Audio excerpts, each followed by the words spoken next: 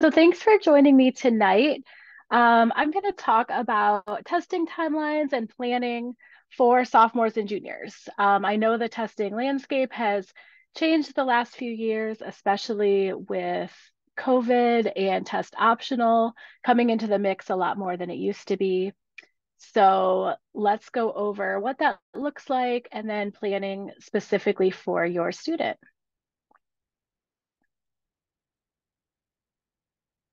So a little bit of background on me. I joined Estrela in April. I have about 15 years of college counseling experience, though. So I used to be a school counselor. I was a school counselor in the Columbus area for about 15 years. Left the school world this past June, and now I'm working full time with Estrella. So I've been through the college process many times. I've taken literally hundreds of students through the process. And now I'm getting to do that a little bit more individually and a little bit more in depth than I was in the school space. So um, that's a little bit about myself. So today we're going to go over several different things. The first is just an overview of the test optional landscape. So what does test optional mean? What does that mean for your student? What are some kind of notes and observations we're seeing behind the scenes? And then a little bit of a comparison between the ACT and SAT. How do you know which test to take? What are the similarities and differences between them? And then planning your testing timeline. So based on several different factors, what would be the best time for your student to test and how many times? And then I'll open it up for questions and answers. So if you have questions at any point throughout the presentation, feel free to throw that into the question and answer section. And I'll probably save all of them until the very end, since I'm the only one presenting. Sometimes it's hard to watch the question and answers at the same time as I'm talking. So I will get to them at the end if I don't get to them during the presentation. So first I want to talk about the test optional landscape. So test optional has been around for a long time. There's a number of schools that have been test optional for years and years. But when COVID hit, it exploded in popularity. A lot of test centers closed. Students who were currently juniors, particularly, couldn't get into test sites. Some of them were registered and then they had capacity issues and weren't able to test. Others closed down completely and tests just weren't even available for a while. So, as a result of that, nearly every college went test optional. And a lot of them have kept that. Sometimes, there are some schools that have started to implement test requirements since then, but there's still a number that are test optional. So we're going to talk through how to navigate that and what that means. First, though, I want to make sure that we have some common definitions. So three different policies that you're likely to come across as you're looking at colleges and what their test requirements are. The first is test scores required. That's exactly what it says. You must submit your ACT or SAT scores, and they will be considered as part of your application. That's what a lot of colleges were for years. There are a few of them that are starting to go back to that direction. So that one is very straightforward. Test optional means you get to choose whether you want your scores considered as part of your application. If you want your scores considered, they'll use them. If you don't want them, they won't use them. Okay, so that puts that choice basically in your hands. The next one that you'll see sometimes is test blind. This is very popular, the University of California schools. It's not as common with many of the Midwestern schools, but you will sometimes come across test blind schools. In that case, the college does not consider your test scores at all. You don't have a choice. If you send it to them, they're still not going to look at it. They literally do not use your scores at all. So, like I said, that is University of California is very well known for that, all of their colleges. But other than that, you'll see it sometimes, but probably not too often in other places. You'll sometimes see references to super scoring. with a super score, the colleges will take your best section scores and combine them for a new composite, even if they're from different testing dates. So, for example, on the ACT, if you have higher English and reading from one test date, but higher math and science from another test date, they will combine those two and make it a new composite score for you. Not every school does that. A lot of them do, but that is a question for you to ask as you're doing visits and as you're talking with admissions reps. Ask if they super score, because that knowledge can help you determine how many times you should test and whether it's worth retesting for possibly a higher section score in just one section. Also keep in mind though, as you're looking at test score policies, sometimes you need to look beyond just the general admission requirements. Test scores could be required for certain majors. We're seeing this specifically in nursing and engineering. There are a number of schools out there that don't require test scores for general admission, do require them for nursing, or do require them for engineering. Sometimes you'll see it for business, but no matter what your major is, ask that question. Is it required for my major or for any specific majors? Test scores also could be required for scholarship consideration or for maximum scholarship consideration. You might get a scholarship either way, but some colleges may have additional scholarship money based on test scores. So that's another question to make sure you're asking as you're visiting schools and looking for schools. You want to make sure that you know what you're looking at your colleges and what you're going to need, what you're going to have to provide to give yourself the maximum consideration for both admission and for scholarships. So what's really happening behind the scenes on test optional? What are we seeing with admissions results? You know, it's very easy to say test optional is available. You can submit your test scores or you cannot. It's all up to you. But we are seeing some trends behind the scenes that are worth considering. So as I mentioned, test optional has been around for a very long time.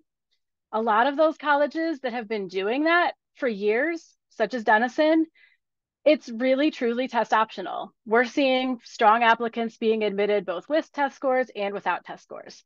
Really doesn't seem to be impacting you either way. We're also seeing, though, with some colleges that are test optional, a disproportionate amount of students are getting admitted with test scores. So I was watching a webinar with the undergraduate admissions dean from Duke at the end of last spring when he was talking about their admitted class.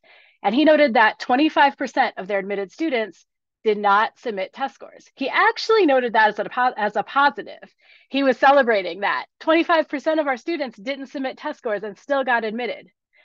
But stop and think about that for a second. What's the opposite of that? 75% of their admitted students did submit test scores. So that's a case where, although you can't prove it, it looks like submitting test scores would have been a benefit for most students. And then what we're seeing with Ohio State this fall so far, this is just anecdotal observation coming up in conversations with other counselors and other people in the field. But we're seeing trends that look like students without test scores seem to be getting deferred from early admission. And similar students with similar activities, similar grades, similar course rigor who did submit test scores seem to be getting admitted. Once again, not a hard and fast rule, not anything super concrete, but trends that we're noticing. So these are worth paying attention to because underneath it, what we're looking at is that having a strong test score will help you. If you end up choosing test optional from some schools based on the scores that you get, that's okay. But the ultimate goal right now is to try to get a score that's going to benefit you. So how should you approach this? First, plan to test and prepare to do your best. So like I just said, having a strong score is going to strengthen your application. You don't want to have to default to not sending scores just because you didn't take it. Do not take the approach of test optional is out there, I'm just not going to test, or I'm not going to prepare for my test. I don't need to use my score. Plan on taking it, plan on preparing for it, and plan on using it. If you go into it with that mindset, you're going to have hopefully a strong score that will help your application. You also want to have scores available just in case your final list includes colleges that require test scores. Like I mentioned, sometimes you'll need them for certain schools, sometimes you'll need them for certain majors. Having a test score in your pocket is very helpful in case that comes up for you. And then after you have your best score, then decide for each college on your list whether it would benefit you to submit it or not as part of your application. So this is going to involve some research on your part. Look at each college's middle 50% score range. Every school publishes theirs, nearly every school publishes it. As a general rule, if you're within that range or above it, send your scores. That's going to help your application.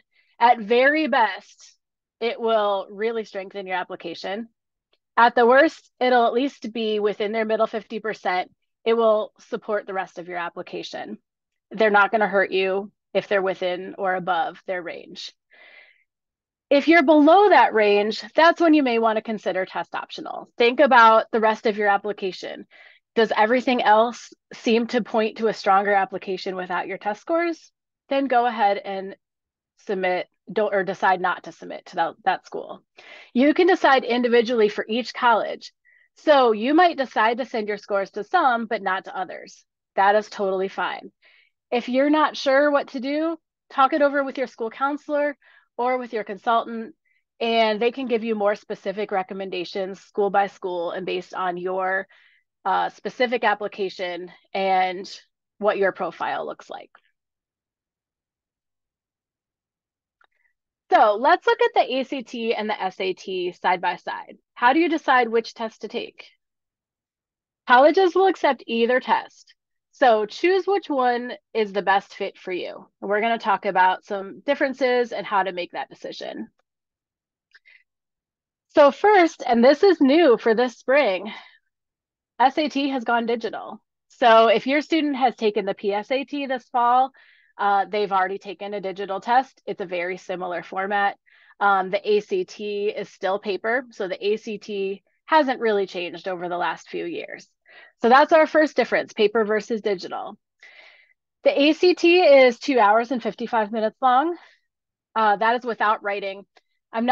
Most schools aren't using writing anymore. There's very, very few that are considering the writing section. So I'm considering this at this point without the writing test.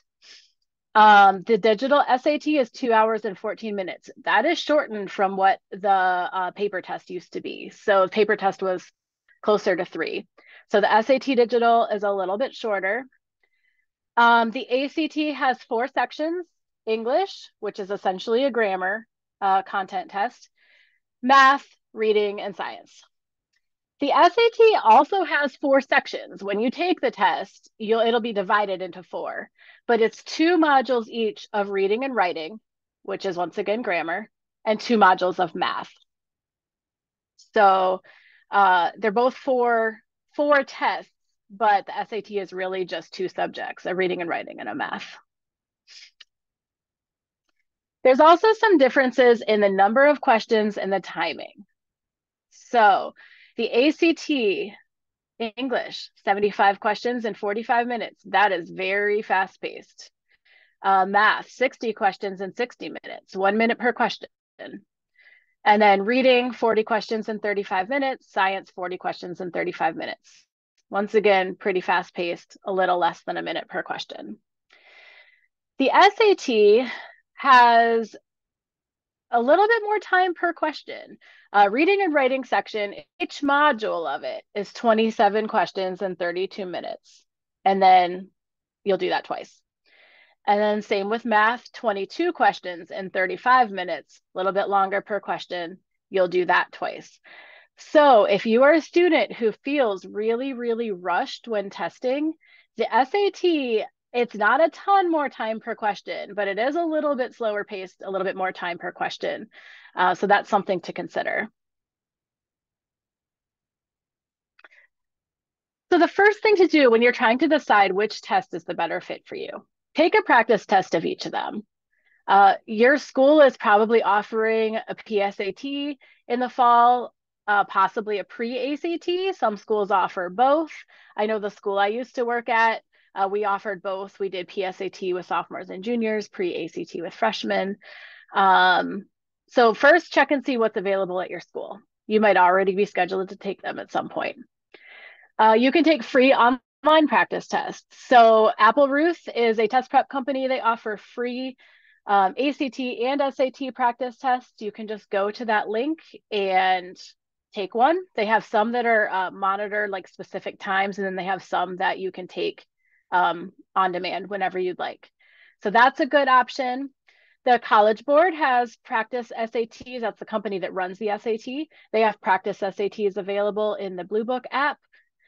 ACT offers free practice tests. They have paper-based tests, and then they also, if you scroll all the way down to the bottom of the site, there's an online practice test if you want to take it and get your score right away. So that is an option. And then Estrela students also can take practice tests through Arbor Bridge and Revolution Prep for free. Plus, we have 6 hours of free test prep available with some of our partners. So if you are an Estrela student, talk with your consultant and we can get you connected to those practice tests and test prep resources if needed. When we post the recording of this session, we will also post those links. So you'll have live links to be able to click on it later. So you've taken your practice test. Take one of each so that you have something to compare. You want to compare the experience and compare the scores. Now, how do you choose? So first, take a look at a concordance table. Concordance tables will compare your scores side by side, let you know which one is higher. So the Compass Prep has a great concordance table. If you just search ACT and SAT concordance tables, you can find lots of them. But I do like the Compass Prep one. It's very easy to use. So compare your scores. Which one is higher? Okay, that might give you an answer right there.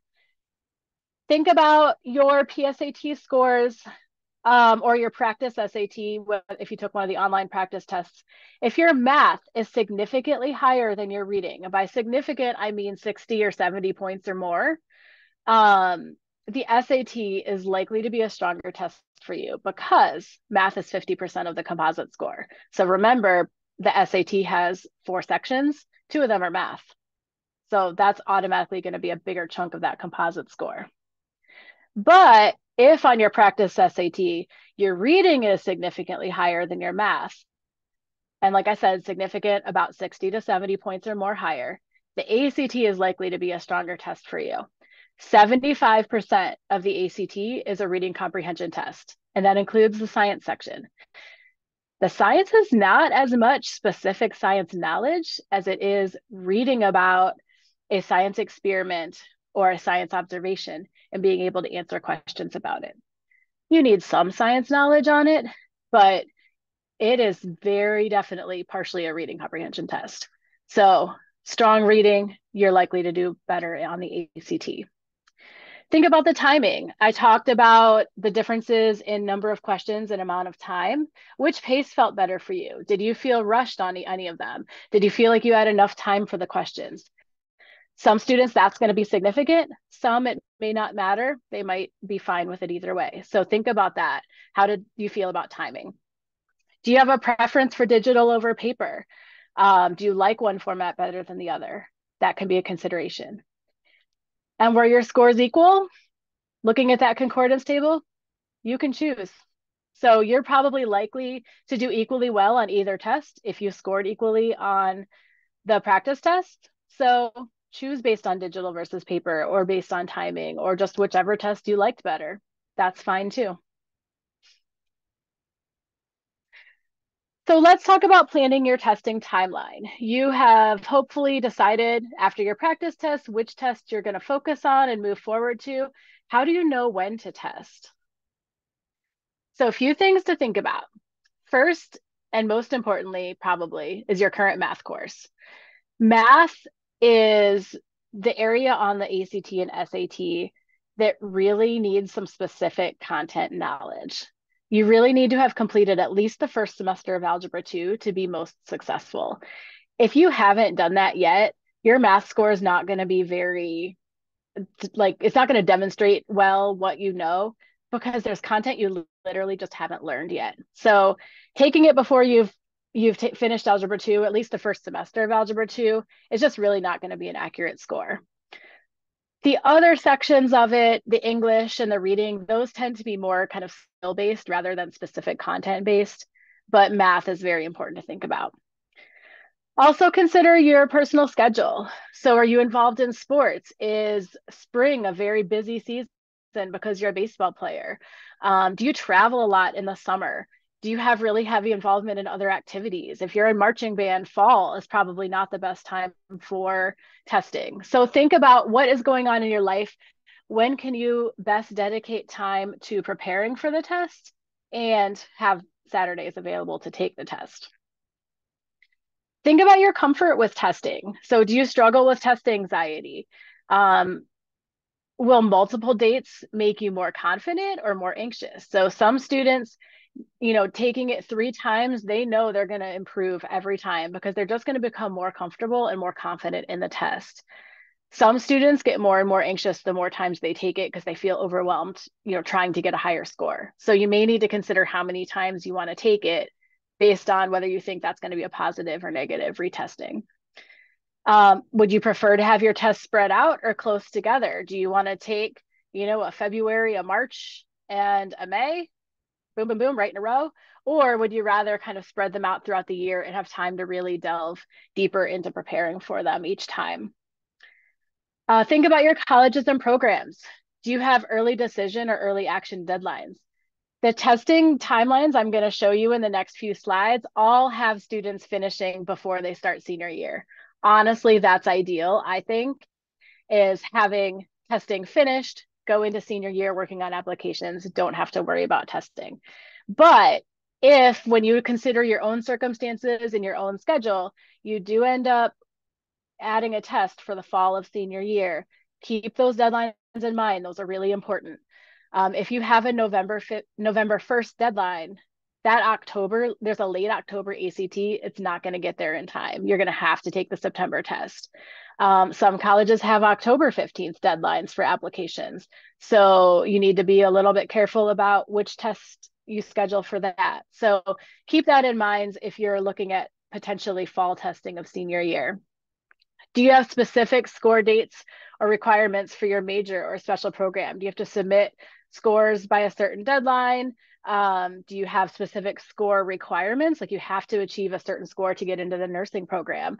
That might be something to consider so that you know that you have enough time to retest to try to get that score if needed.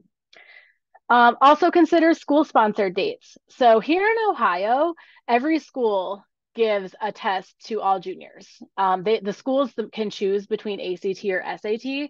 So what your school specifically gives might vary, but everyone is giving something to all juniors. It's free, paid for by the state. It's part of the state graduation requirement pathways. It's one of the pathway options. So find out from your school what test they give and what test date. Other states, some give it to all juniors, some don't. So that is a question to ask your school counselor. But if you have a date already planned because your school is going to give it, you're taking it anyways, build that into your plan somehow. As a general rule, I would say test 3 times. Now that might vary a little bit. Like I said, if you are just a really, really anxious test taker and the more times you take it, the worse it's going to get, modify that a little bit. But generally 3 times is, I think, of the magic number. The first test, get a baseline score. So prepare for it, take it, see how you do. Second test, your goal is to increase your composite score. Most people will increase their test scores between the first and second test. It's very common. So that's your second one. Your third test goal is usually to increase specific section score if needed.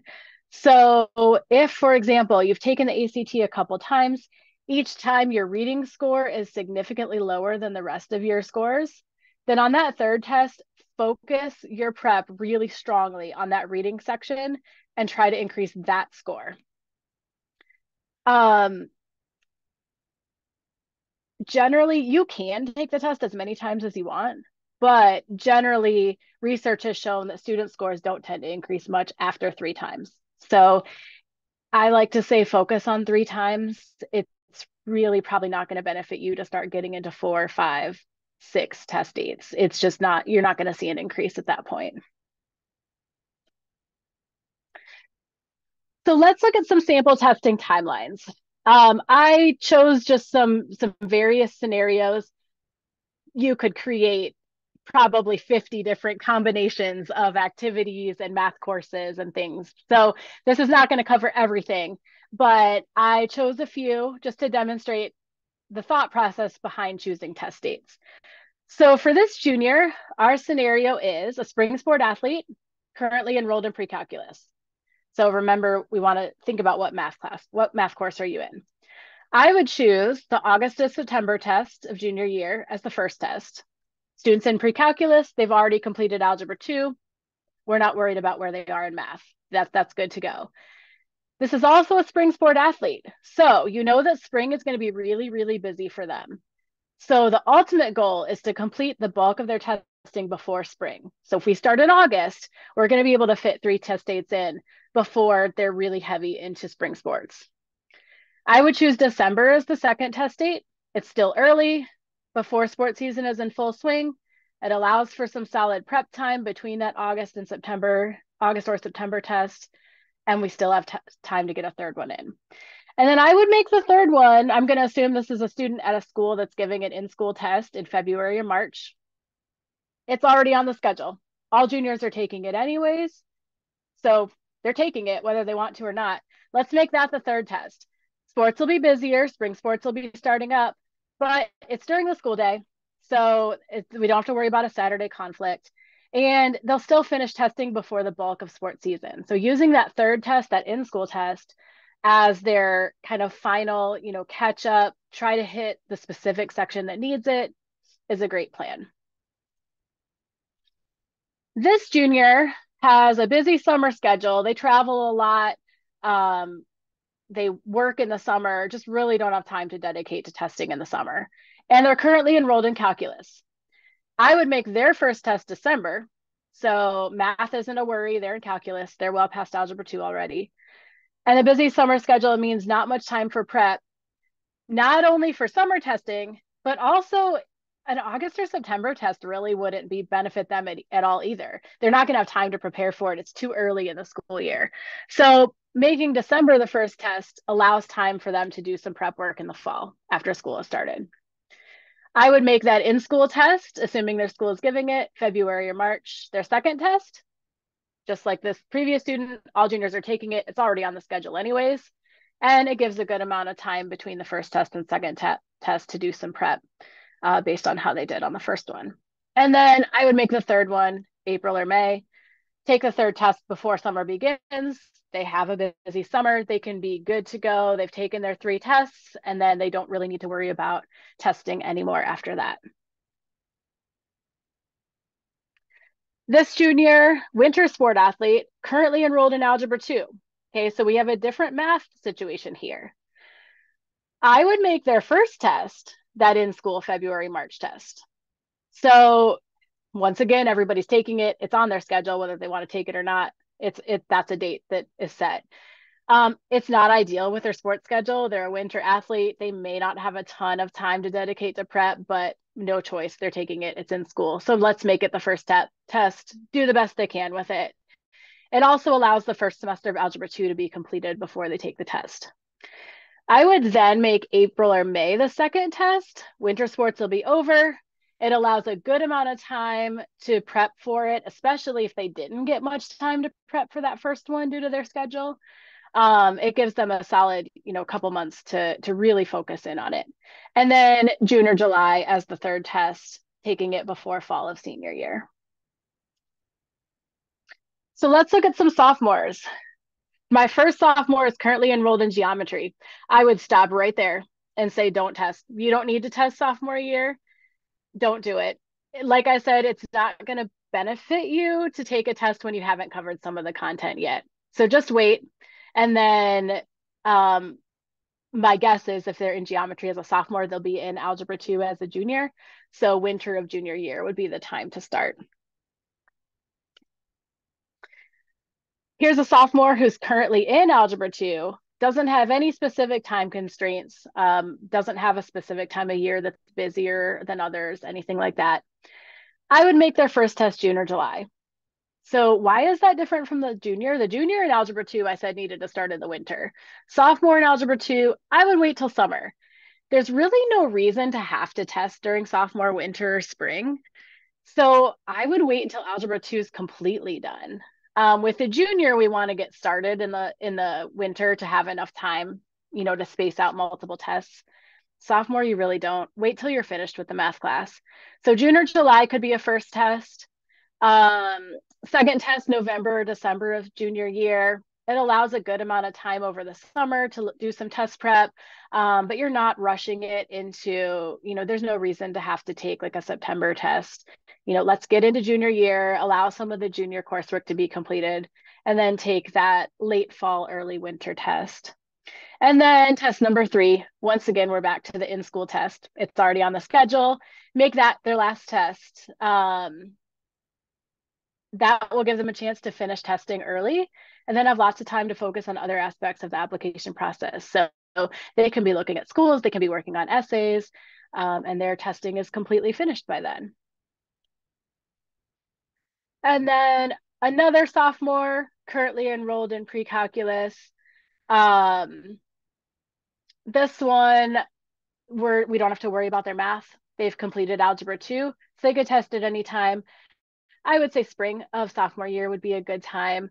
It allows you to cover other sophomore content and still gives a reasonable time between future test dates. So April, May, or June, that one's pretty flexible. Anytime in the spring, I think would be fine for a sophomore who's ahead of Algebra 2.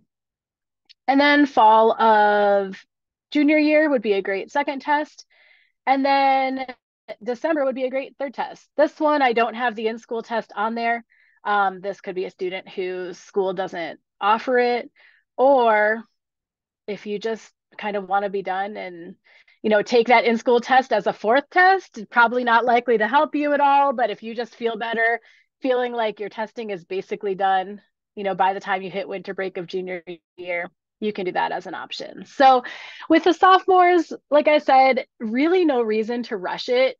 There is plenty of time junior year to fit in testing, but I know some students just kind of want to experience it and want to get started on it. So a quick note about test prep. I'm not going to go into super in-depth on test prep. That could be a webinar in and of itself, but sometimes I hear students, I heard this especially when I was in a school sometimes, I would hear students say, I'm just going to go into the test the first time and just see how I do. I'm not going to prepare for it. Let me just see what my score is, and then I'll figure out how to prep. Don't do that. You're wasting 3 hours, 2.5 hours. You're wasting the money you spent on the test. Prepare for it the first time. So if you're an athlete, you would probably not go into a game without having ever practiced. If you're a performer, if you're a singer or a theater person, there's no way you would go on stage without having practiced your lines or practiced your piece that you're performing. So preparing for testing is the same concept. There's tons of options out there. There's free practice questions. There's questions of the day you can sign up for to get sent to your email or to get texted. There's online test prep. There's in-person test prep. You can take group classes, individual tutoring. So many options for test prep. Do something. Don't go into the test blind. Like I said, you really want to be working towards getting the best score possible to put yourself in the best position for your applications. So that is everything I had for you. If you have questions, feel free to throw them into the question and answer. We try to keep most of our webinars to about 30 minutes, knowing everybody has busy schedules in the evening. So thank you so much for attending. If you want to stay on and answer some or hear some answers to questions, feel free. If not, thanks for coming. Feel free to throw your questions in the chat. And actually, while you do that, while you're putting questions in the chat, I'm going to go to this last slide. Here is my information, my email address. feel free to reach out to me if you have questions that come up afterwards or if you want any additional information. And then also feel free to sign up for our newsletter. If you go to estrelaconsulting.com and go all the way down to the bottom, there is a sign up for the newsletter there. It comes out about once a month, but we'll have, tips throughout the process, information for students, information for families. It's a great resource. So feel free to sign up for that as well. All right, I will give it 2 more minutes for questions. Right now, I don't see any, but I'll give it a couple more minutes.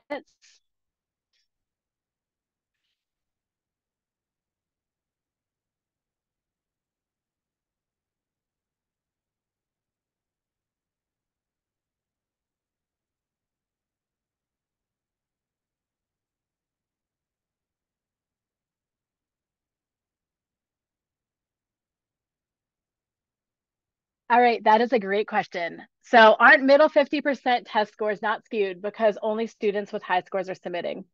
Yes, that is a true statement. And it's becoming harder and harder to kind of predict based on middle 50% scores because that's exactly what's happening. So students with scores within the middle 50% are submitting or higher are submitting, and then it's skewing those test scores slightly higher and higher and higher. As of right now, it's the only data we have to go on. Is those middle 50%. So I still use it when talking with students to help decide whether we should submit or not. But yes, you're right. They are skewing higher and higher. So it's becoming more and more muddy.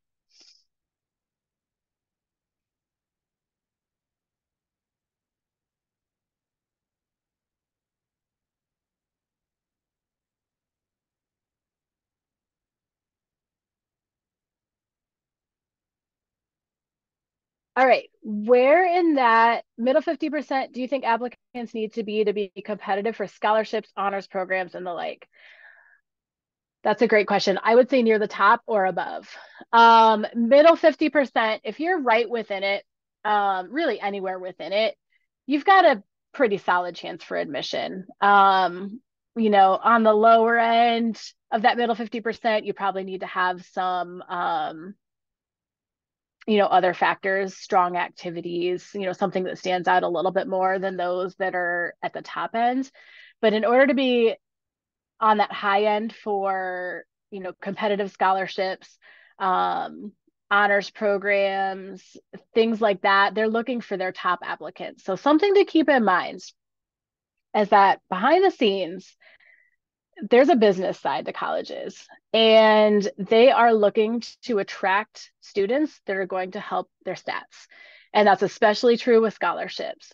So scholarships are a way of attracting students to their school. The higher your stats are, the higher your test scores are, the more they're going to want to try to attract you there. And when I'm talking about that, I'm talking more about the schools that offer a lot of scholarship money, or that aren't not that very, very top 10% of schools that don't even offer scholarship money. I'm talking about more that kind of middle range of schools that are competitive applications, but that still give a lot of merit scholarships. You're going to want to be on that higher end to get more money because they're trying to attract you there. So I would say probably the top half of the middle 50% or higher, as a general rule for scholarships or honors.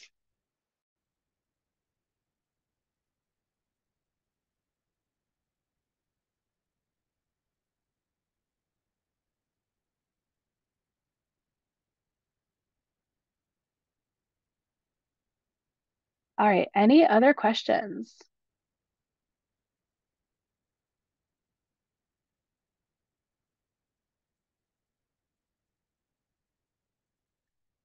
All right. Well, I think that's it. Thank you so much for joining or watching if you're watching the recording. And like I said, here is my information. If you have any questions, feel free to reach out, and have a great night.